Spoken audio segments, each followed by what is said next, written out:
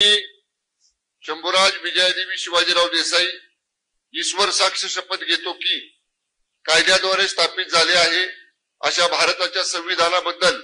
मी खरी श्रद्धा व निष्ठा बाळगेन।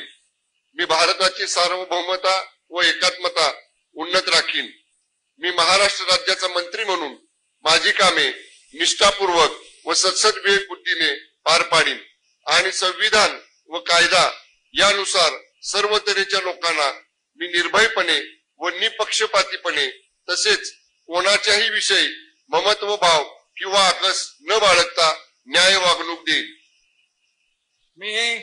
मी